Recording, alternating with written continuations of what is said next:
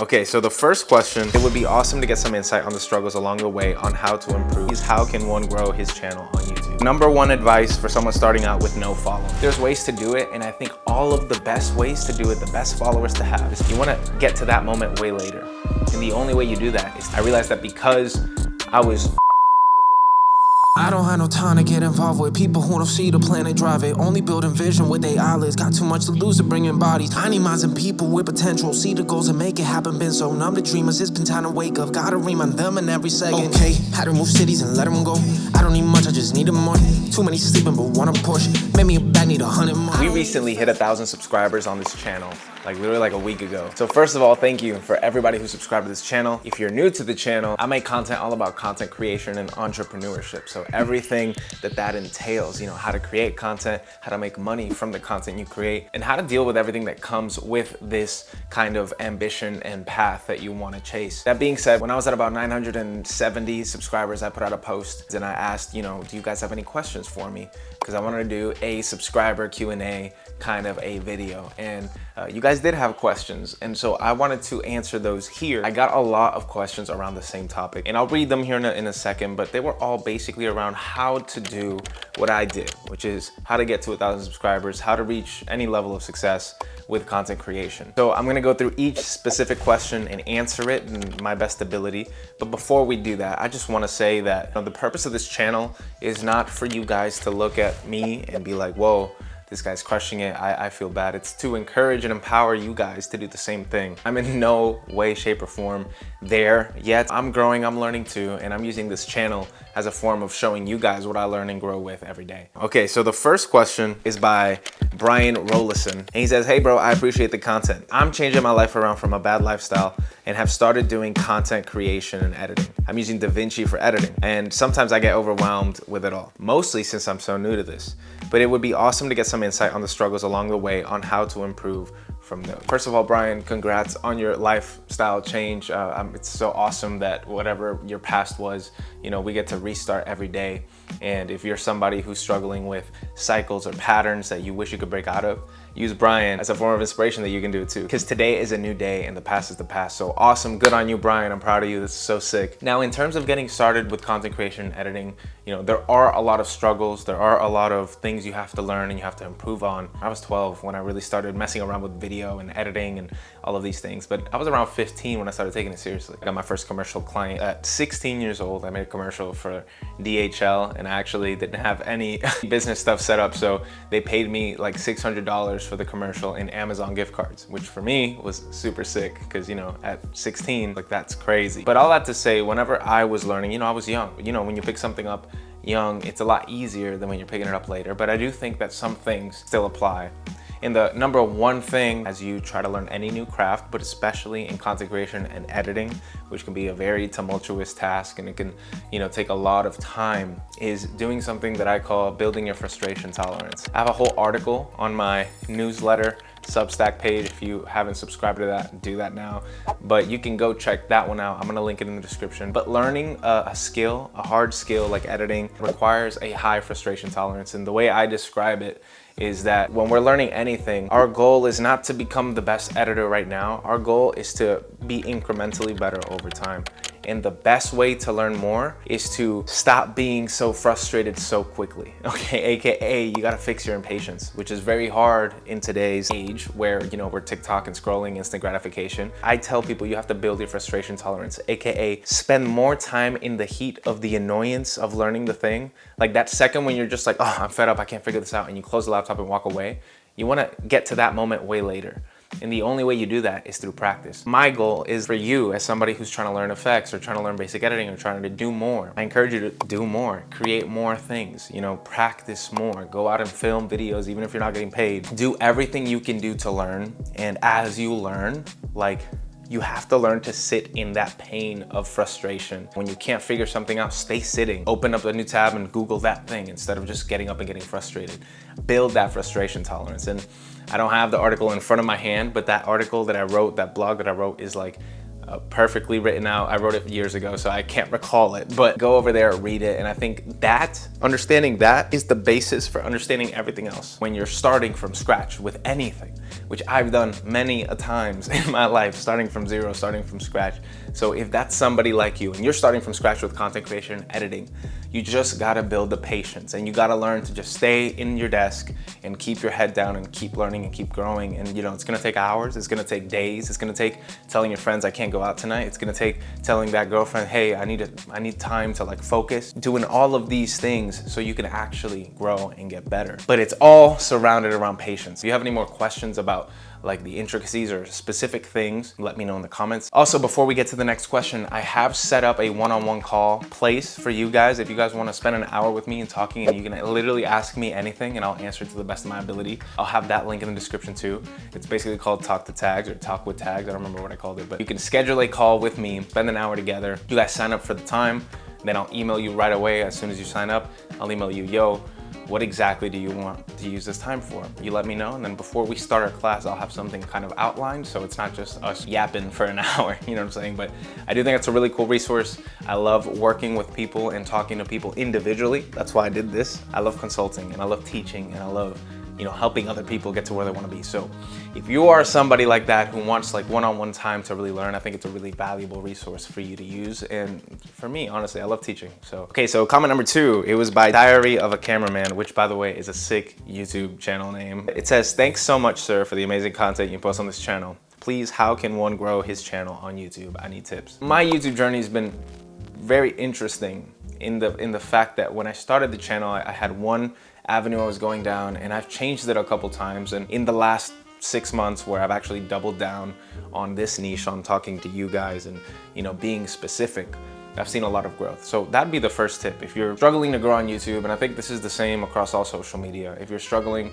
with that, one of the things I learned is that I hate the term niching down, because when you Google anything, that's what it says. But I think the best way to put it is find exactly what you want to share and only share that stuff. I'll give you my YouTube channel as an example. When I started, I was making a lot of videos around tech. I actually made these 2 videos on the iPad mini 6, and they both went mega viral. That was awesome. I was like, oh my God, like by mega viral, I mean, I was a channel with under 300 subscribers that grew to 600 subscribers in 2 videos, with both videos having over like 5,000 views, one of them at 20,000 views. And what happened was, when I tried making content that I actually wanted to make after that, YouTube had already bucketed me as a tech review channel. So I was getting recommended in channels like The Everyday Dad, Marques Brownlee. And while it was awesome that I was compared to those because of the quality of my videos and everything, that's not my audience. And the nuance of the videos of the iPad mini 6 is that it was, how can content creators use this? Although my intent was appropriate and I was creating videos about how a tool can help content creators, I realized that because I was talking to a different audience, I wasn't gonna live longer on YouTube. So what I did was I had to go and private those videos so they wouldn't keep going in the algorithm. And then I made another video about a lens review, and then that one has become my hero video, where it's like at 30-something thousand views. Now, camera-related, content creator-related stuff has become the theme of my channel for the algorithm to push. And that has been the biggest thing, is finding what I wanna talk about and doubling down on those things. And it's okay. It's okay to just be this X. It's okay to be the content creator and entrepreneurship channel. That's one thing that I'm glad that I figured out as soon as I did. I feel like a lot of channels who don't see growth do it for years, and they don't recognize that that's the thing that's hurting them. AKA, it'll be somebody making a video, somebody playing Mario Kart, and then they'll drop a video on like how to knit a sweater. And it's like, they're not correlated and they're not working. And even my iPad video that was so close to it was messing up my reach. So that's one thing, find your audience, double down on it. I think that's the best piece of advice I got. And number 2, there's only so much I can say in a video like this when it comes to YouTube growth. I mean, obviously thumbnails and titles are the most important thing. Research is the big, I spend hours researching titles and like thumbnails that work.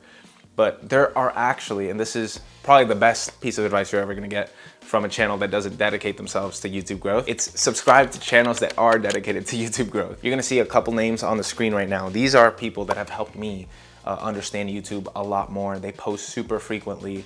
There's things that they're saying that I'm adopting and putting in my videos as we speak. So I don't have 1 million subscribers. I just hit 1,000, and I'm still learning it, and I'm still understanding the beast of it. these guys have. And these guys have built successful channels, and I want you to go give them all the praises, let them know I sent you. Thumbnail and title is the most important thing. The video matters too, but start with thumbnail and title. Make sure that's perfect, that's high quality, everything, and know your audience. I hope I answered your question, you know, to a good degree. The last question is actually from Threads, and it's from Crestfallen Tom. And he said, number one advice for someone starting out with no follow, from ground zero. Zilch, nada.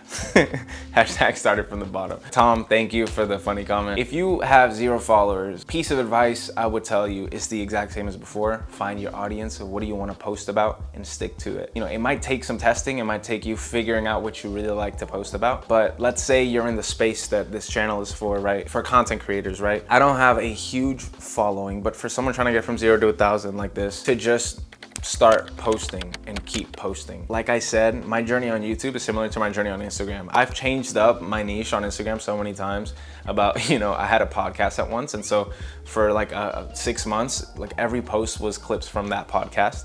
And now I don't do the podcast. So that's changed. And then there's been other times I make music. And so for a long time, my Instagram became my artist music page, right?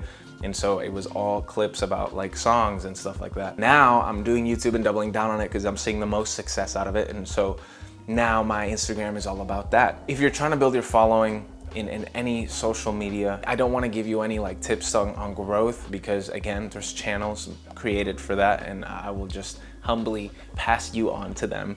Literally YouTube it, research it. I mean, there's stuff I've learned and continue to learn because these algorithms change every day. But the first thing about building a following, right? A lot of us undervalue our local community in that regard. If you live in Pensacola, Florida, if you live in Dallas, Texas, if you live in Los Angeles, wherever you live, there is a local community of people who you can serve. I've made videos about this before, about how you need to have a servant gratitude, you know, mindset to really crush it in any of these content creation fields. I would encourage you to go out and meet people, other content creators in your area. If for some reason there's no content creators in your area, which is an excuse, and I know it's not true, and you just haven't done the research to find them, target the people that you want to talk to. You know, if you want to create content about like cooking videos, then I'm sure there's going to be cooking classes that you can go to, and you can meet other people learning how to cook who now, oh, they can see your content about cooking, and there you go, you just got like 30 subscribers from that one class. You know what I'm saying? Like, there's ways to do it, and I think all of the best ways to do it, the best followers to have, is people you meet in real life. The people who are gonna buy your product, that's the people who are gonna subscribe to your channel. At least that's what I've seen in my life.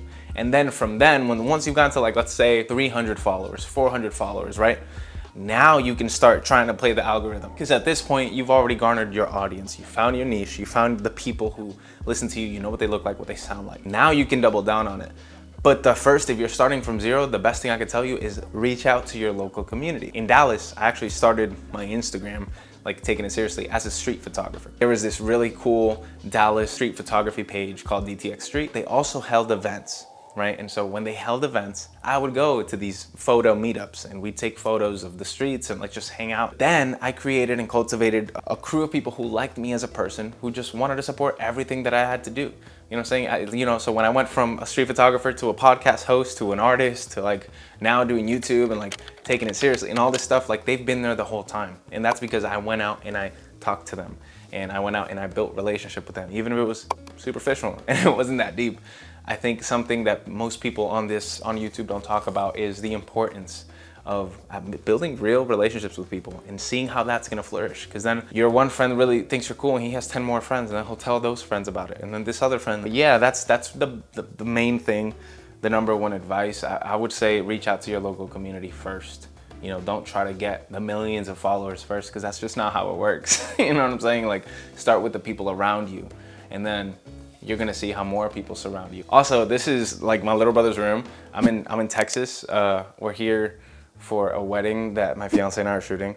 So I came and stayed at my parents'. So the last video you guys watched was actually in my dad's office. But if you enjoyed this video and you got something out of it, I encourage you to subscribe, hit the like button. And if you want to learn more about how to grow your following, how to be a better learner, how to do everything, I actually have this video that will be on my face right now, explaining 7 things that I do to help boost my productivity so I can actually do the things that I know I need to do.